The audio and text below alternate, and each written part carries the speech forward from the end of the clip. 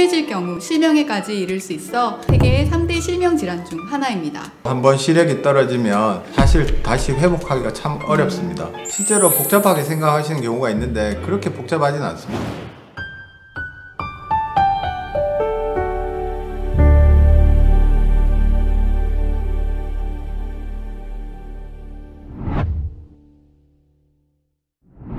안녕하세요. 세상에서 가장 친절한 병원 잘보는 안과 이정호입니다. 네, 안녕하세요. 저는 잘보는 안과 김신선 원장입니다.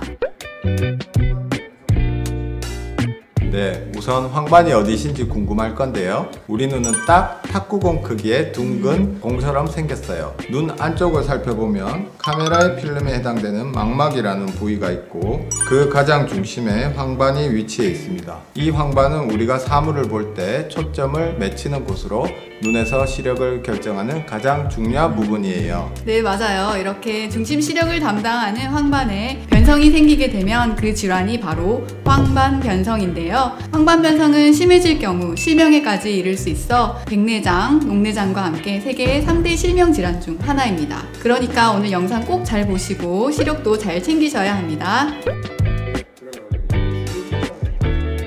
안타깝지만 황반변성을 앓는 경우 증상이 있기 전에는 알아채기가 아주 힘들어요. 그래서 보통은 정기검진으로 우연히 발견되는 거가 참 많아요. 그리고 황반변성을 의심할 수 있는 징후는 그래도 우리가 알 수 있죠. 네, 맞아요.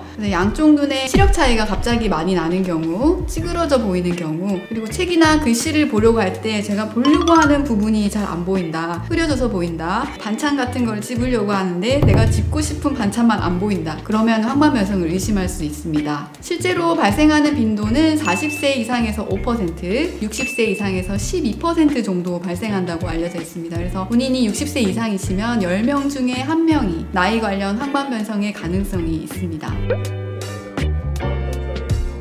첫 번째로는 황반변성은 주로 나이가 들기 때문에 발생하고요. 그리고 두 번째로는 자외선에 자주 노출되기 때문에 황반에 위치한 시세포의 변성이 또 생기는 경우도 있어요. 발생할 수 있는 확률도 몸의 상태에 따라서 많이 다른데요. 비만이시거나 콜레스테롤 수치가 높은 경우에 황반변성이 발생할 확률이 높아집니다. 또 어떤 경우에는 오히려 루테인이나 아연 같은 영양 성분이 부족하면 황반변성이 발생할 수 있어서 그런 것도 주의할 필요가 있습니다. 그리고 사실 유전적인 요인도 크게 연관이 있다고 알려져 있거든요. 그래서 부모님이나 가까운 친척분이 황반변성을 앓고 계시면 나도 황반변성에 걸릴 가능성이 있으니까 주의하셔야 합니다. 그리고 저는 이것도 꼭 강조드리고 싶은 게 있는데요. 무엇보다도 흡연, 금연이 필요합니다. 반드시.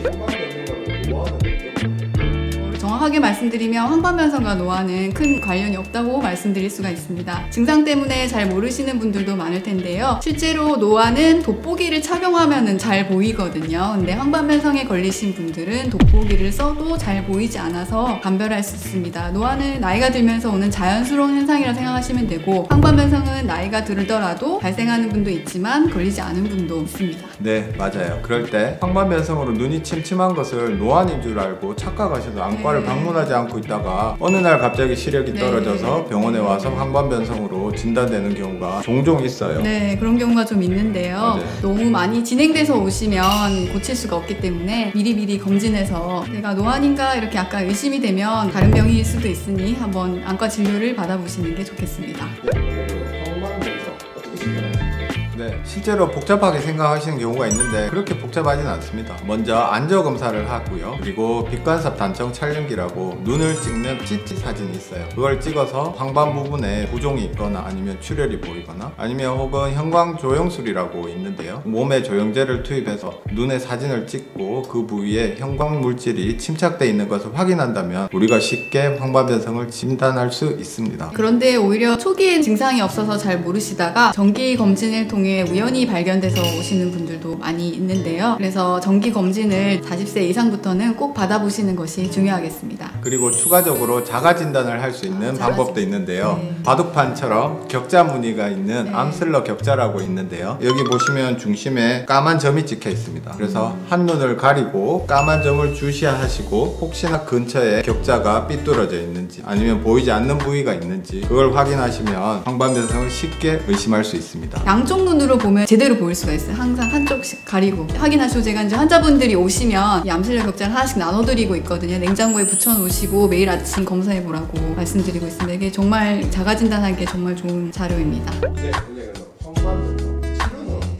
황반변성으로 한번 시력이 떨어지면 사실 다시 회복하기가 참 어렵습니다. 하지만 요즘은 안내 항체주사요법이 개발되어서 빠른 시기에 진단되면 시력이 많이 개선되기도 하고 유지할 수도 있어요. 그래서 많은 환자분들이 많이 회복하는 경우도 있습니다. 회복의 정도는 황반변성의 종류에 따라서 다르긴 합니다. 건성인 경우에는 회복이 안 되더라도 또 습성인 경우에는 말씀하신 대로 안내 항체주사 치료가 있는데 이 치료는 이제 눈 안에다가 항체 성분을 주사로 주입을 시키는 거예요. 왜냐면 안약을 넣어가지고는 망막 황반 부분까지 도달하지 않기 때문에 주사기에 약재를 담아서 눈 안에다가 주입을 하는데 이제 눈에 어떻게 주사를 놓냐 굉장히 무서워하시는데 사실 그렇게 아프지는 않아요. 제가 설명할 때 아프진 않고 그냥 무서운 것 뿐이다. 조금만 참으시면 거의 30초 만에 끝납니다. 그래서 그런 주사를 눈에다가 놔서 직접 황반에 약재가 도달할 수 있도록 저희가 치료하고 있습니다.